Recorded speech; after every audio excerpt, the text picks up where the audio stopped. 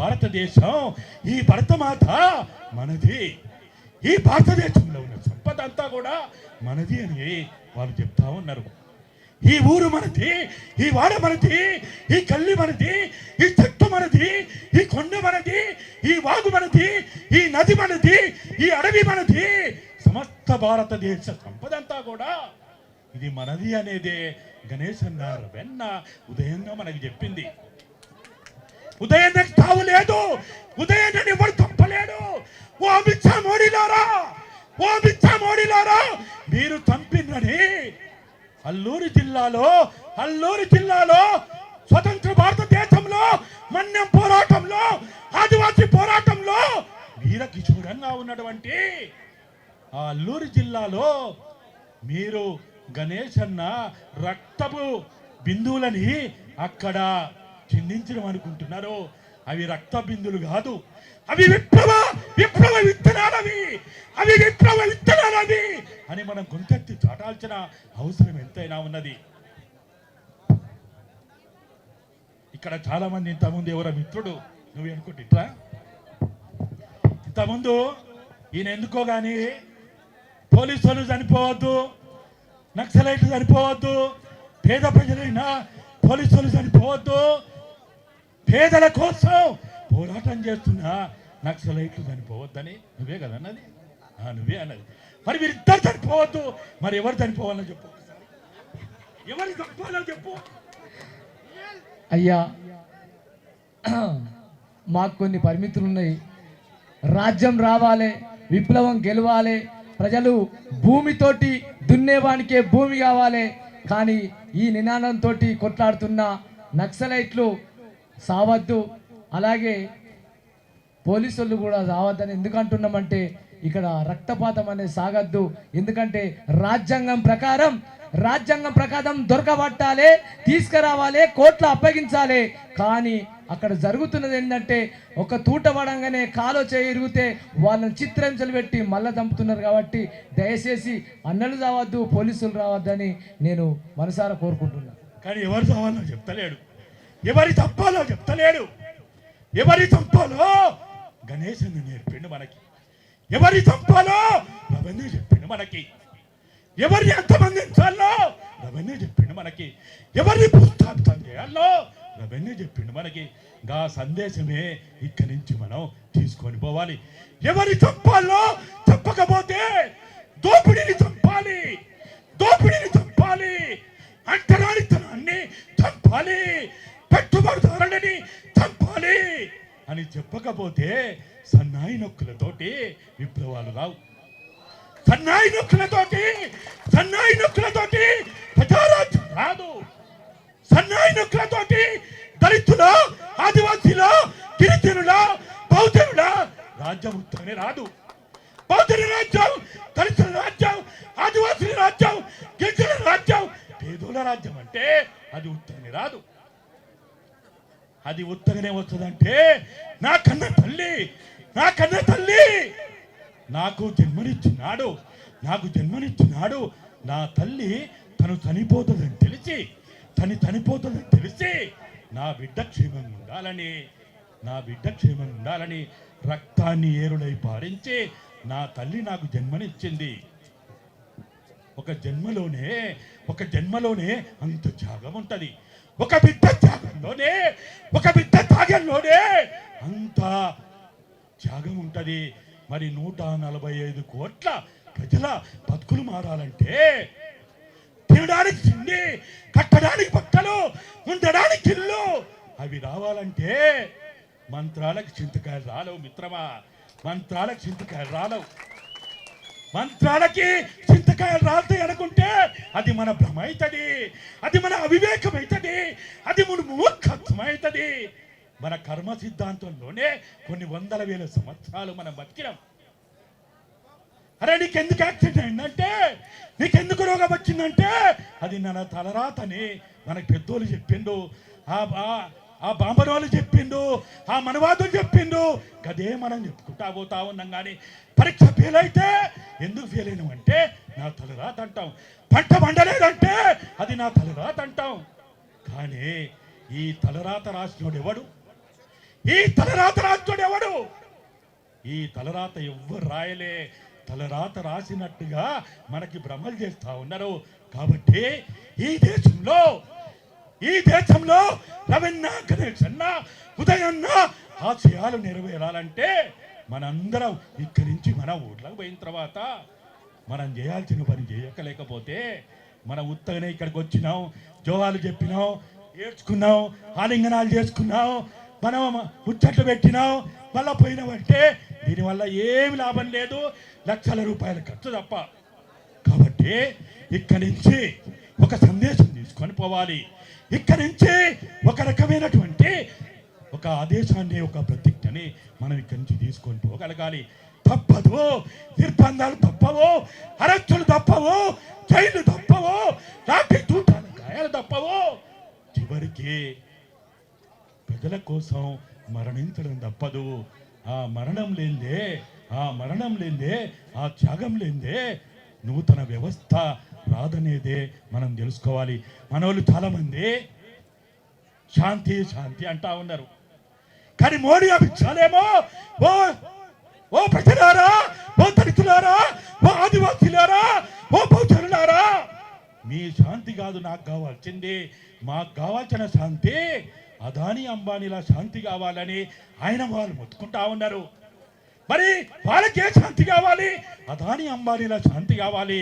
ప్రజల శాంతి కాదు, బహుజనుల శాంతి కాదు, ఆదివాసీల శాంతి కాదు, బహుజనుల రాజ్యం కాదు వాళ్ళకి కావాల్సింది. అది మనకు తెలియకపోతే అమిత్ షా మోడీలకి, ఈ మనవాదులకి వాస్తవంగా చెప్పాలంటే ఈ అమిత్ షా మోడీలు కావచ్చు, బీజేపీ కావచ్చు, ఆర్ఎస్ఎస్ కావచ్చు, వాళ్ళు ఈ దేశ ద్రోహులని ఇక్కడి నుంచి అందరూ కూడా ఒక్కసారి గుంతెత్తి చాటాలి. అమిత్ షా మోడీలు దేశద్రోహులనండి, దేశద్రోహులనండి. అమిత్ షా మోడీలు దేశద్రోహులు, అమిత్ షా మోడీలు దేశద్రోహులు, అమిత్ షా మోడీలు దేశద్రోహులు, నక్సలైట్లు, నిజమైన దేశభక్తులు, నక్సలైట్లు, నక్సలైట్లు, నక్సలైట్లు. ఓరి అమిత్ షా మోడీ, ఓరి మణివాదులారా, మీరు ఈ దేశస్తులే కాదు, మీరు ఆర్యులు, మీరు మనవాదులు, ఈ దేశ ద్రోహులని మనం గుంతెత్తి చాటకపోతే ఇక గిట్టనే నడుస్తుంటది. మనం పాటలు పాడుతుంటాం, ముద్దలు చెప్తుంటాం, ఓట్లనాడు ఓట్లేస్తూనే ఉంటాం, గెలిచేటోడు గెలుస్తూనే ఉంటాడు. ఇక్కడికి ఎమ్మెల్యేలు కూడా వచ్చిపోయారు, మాజీ ఎమ్మెల్యేలు కూడా వచ్చిపోతారు, ఎమ్మెల్సీలు వచ్చిపోతారు. ఇక్కడ కూడా చాలా మంది సర్పంచులు ఉండొచ్చు, మాజీ సర్పంచులు ఉండొచ్చు, మాజీ ఎంపీటీసీలు ఉండొచ్చు. ఓనా సివిల్ డ్రెస్ లో ఉన్నటువంటి, కాగితాల్లో రాసుకుంటున్నటువంటి ఓనా పోలీసు మిత్రులారా, మీ బతుకులు మారాలంటే, నీకంటే ఉద్యోగం వచ్చింది, నీ తమ్ముడికి ఉద్యోగం రావాలంటే, నీ చెల్లికి ఉద్యోగం రావాలంటే, ఆ ఊర్లో మీ తల్లిదండ్రులు కాళ్ళ తప్పులు, ఒంటి నిండా బట్టలు, నెత్తికి నూనె ఉండాలంటే, ఓ పోలీసులారా మీ జీతాలను చూసి, మీ పై ఆఫీసర్లు చెప్పిందని చూసి మర్చిపోకుర్రి. రానున్న రోజుల్లో మీకు జీతాలు రావు, మీకు జీతాలు రావు. ఆర్ఎస్ఎస్ వాళ్ళే పోలీసులు అవుతారు, వాళ్ళకే ఉద్యోగాలు వస్తాయి, ఇంకెవరికి రావు ఈ దేశంలో. కాబట్టి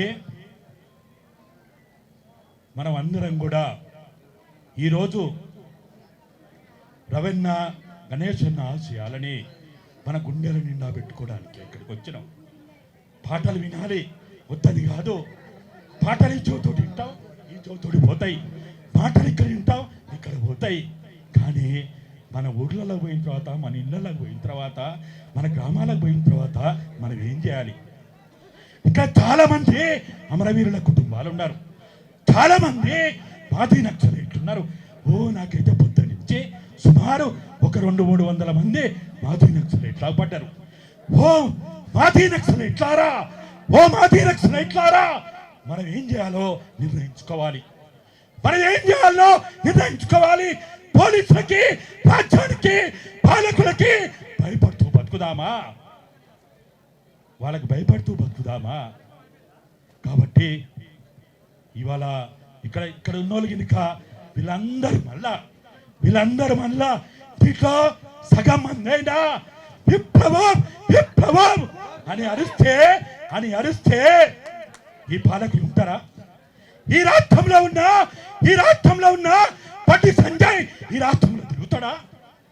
ఈ రాష్ట్రంలో ఉన్న కిషన్ రెడ్డి ఈ రాష్ట్రంలో తిరగలుగుతాడా? తిరగలేడు. కానీ మనం అనాలంటే మనకు కూడా జర భయం అవుతుంది, మనకు అనుమానం కలుగుతుంది. నన్ను పక్కపోతారేమో, నన్ను కేసులు పెడతారేమో. అరే ఇంకెన్నేళ్ళు బతుకుతాం మనం, ఇంకెన్నేళ్ళు బతుకుతాం? చచ్చుకుంటూ బతకడం కంటే ఒక్కరోజు ఈ ప్రజల కోసం మరణిస్తే అంతకంటే గొప్పది ఏంటిది?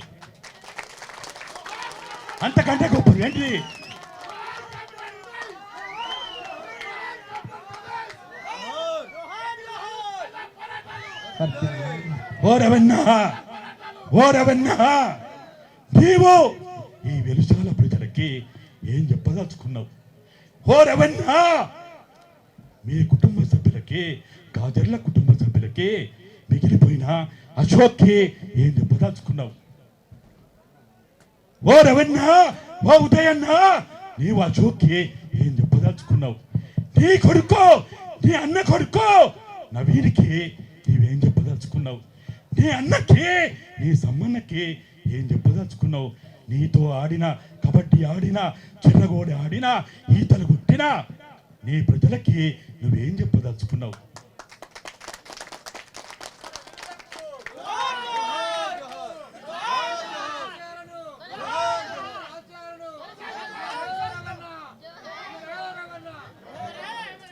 కాబట్టి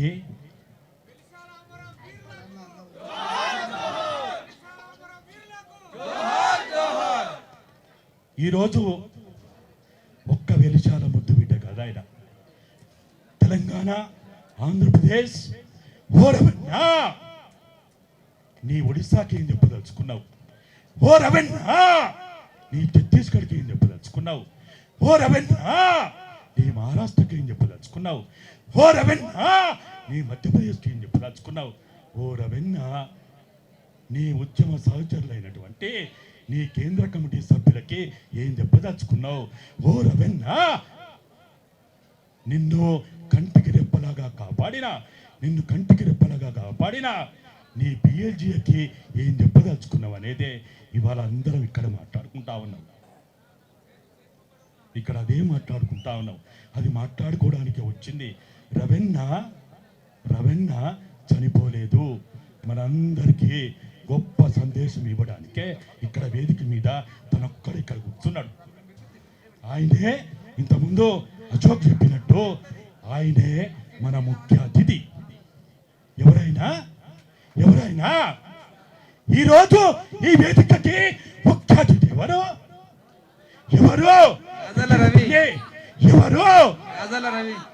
గాజల్ల రమణ్నే మన ముఖ్య అతిథి. కానీ ఆయన మాటల్ని మన నోట్లో పెట్టి చెప్పిస్తా ఉన్నాడు. అశోక్ నోట్లో పెట్టి చెప్పిస్తున్నాడు, మా నోట్లో పెట్టి చెప్తున్నాడు. ఇంకా ఇక్కడ మాట్లాడే వాళ్ళందరి నోట్లలో ఆయన మాటలు పెట్టి ఆయన చెప్పిస్తున్నాడు. ఆడ కూర్చొని ఓ ఇన్నయ్య, ఓ అశోక్, ఓ లక్ష్మణ్ మీరేం చేస్తున్నారు, మీరేం మాట్లాడుతున్నారు అని అక్కడ కూర్చొని మా కళ్ళల్లో కన్ను పెట్టి ఆయన చూస్తా ఉన్నాడు. ఆయనకి చావు లేదు, ఆయనకి మరణం లేదు. ఈ దేశంలో పీడితుల రాజ్యం, బహుజనుల రాజ్యం, ఆదివాసుల రాజ్యం, దళితుల రాజ్యం వచ్చేంత వరకు ఆయనకు చావు లేదు. చాలా మంది ఏమంటా ఉన్నారంటే చర్చలు అంటా ఉన్నారు. చర్చలని మాట్లాడుతూ ఉన్నారు. పులి పిల్లితో చర్చలు చేస్తుందా?